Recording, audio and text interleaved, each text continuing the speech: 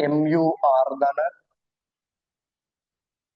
UN ධන 1 ඍණ R සමාන වෙනවලු 11 බෙදීම 32ට. මෙන්න මේ සම්බන්ධයට ගැලපෙන්න M වල අගය හොයන්න කියනවා. මොකද්ද කරන්න පුළුවන් නම්? ඉතින් අපිට මෙයාලා දීලා තියෙන ටික අපි වෙන වෙනම සුළු කරමුනේ. සීමාව කොටස එළිය තියාගෙන සිග්මා ලකුණ පාවිච්චි කරමු. පද දෙකක එකතුවක් තියෙන්නේ නම් වෙන වෙනම සිග්මා ලකුණ දෙමු. ඒ දෙද්දි නියත ටික එළියෙන් තියාගමු. ඔච්චරනේ කරන්න පුළුවන් නේ. ඔව්. සීමාව දැනට එළියෙන් තියාගමු. ලිමිට් n ආසන්නයි අනන්තයක් වෙද්දී මේ සමස්තයටම සීමාව පොදුයිනේ. සීමාව එළියෙන් තියාගෙන සිග්මා ලකුණේ ලක්ෂණ පාවිච්චි කරමු. මේ කොටසට සිග්මා ලකුණ දෙද්දී m නියතයක් නියතේ එළියෙන් තියාගමු. m වාරයක් සිග්මා r සමානයි 1 සිට n දක්වා ur. මේ කොටසට වෙනම සීමාව දෙමු. සිග්මා r සමානයි 1 සිට n දක්වා u n ධන 1 ඍණ r සමානයි 11 බෙදීම 32යි. ඔන්න ඔහොම එකක් කියනවා.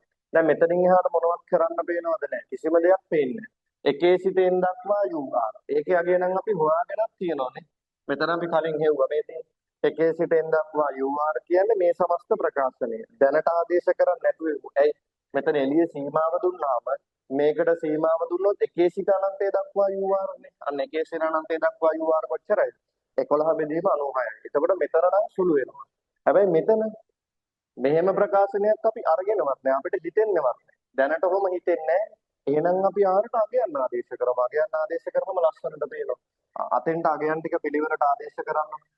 ලිමිට් n ආසන්නයි අනන්තයක් වෙද්දී m වාරයක් සිග්මා r සමානයි 1 සිට n දක්වා ur. මේක පැහැදිලිව පේන්නේ නැති නිසා සිග්මා ලකුණ දිගහැරලා ලියවන්න ලස්සනට පේනවා. r ට 1 සිට n දක්වා අගයන් දාන්න. එක දාගමු. එක දැම්මත් කවුද එන්නේ? n ධන 1 ඍණ 1යි. අන්න un එනවා. ධන r ට දෙක දාමු. n ධන 1 ඍණ 2යි. කවුද එන්නේ? un ඍණ 1 එනවා. r ට 3 දාමු. n ධන 1 ඍණ 3යි. අන්න un ඍණ 2යි. ඔය විදිහට ගිහිල්ලා අවසානෙට දාන්න ඕනේ කවුද කියන්නේ? අවසානෙට r වෙනුවට n දාමු. වන්න දාලා බලන්න. n ධන 1 ඍණ n ධන n ට ඍණ n සරණක් කවුද ඉතුරු වෙන්නේ? u එකක් ඉතුරු වෙනවානේ. අන්න u එකයි. ඔය සමස්තය සමානයි 11 බෙදීම 32යි. අන්න මුලින් පෙවුන්නේ නැහැ. දැන් පේනවා. දැනුත් පේන්නේ නැත්තම් වැඩක් නැහැ. දැන් පේනවා මේ තියෙනවා.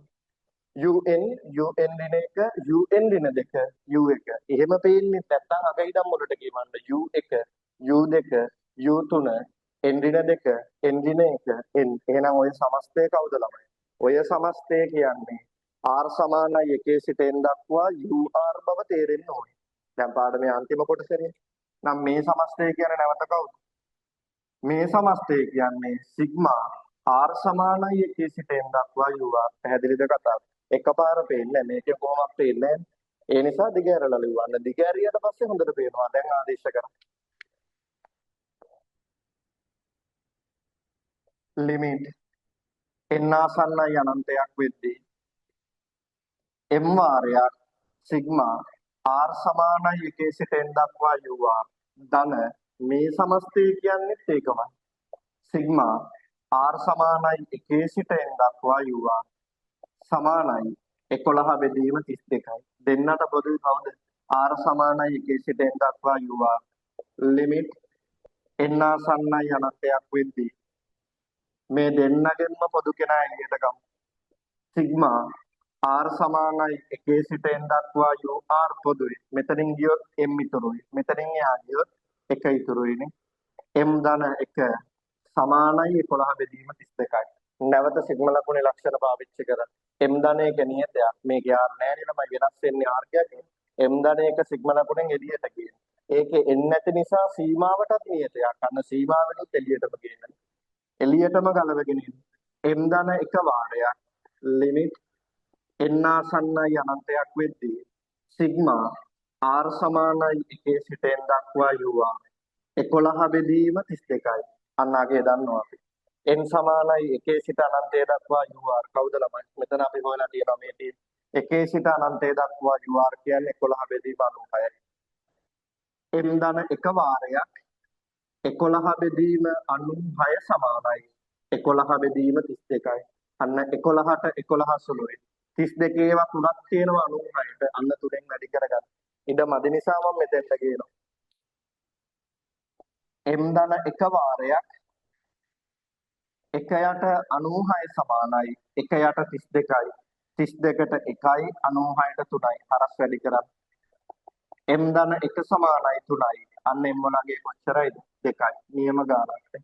ඉගෙන ගත්ත දැනුමෙන් පරිභාවිතව මොනවත්ම අහලා නැහැ. පැහැදිලි. ඇත්තටම ශ්‍රේණි ගාන ලේසි.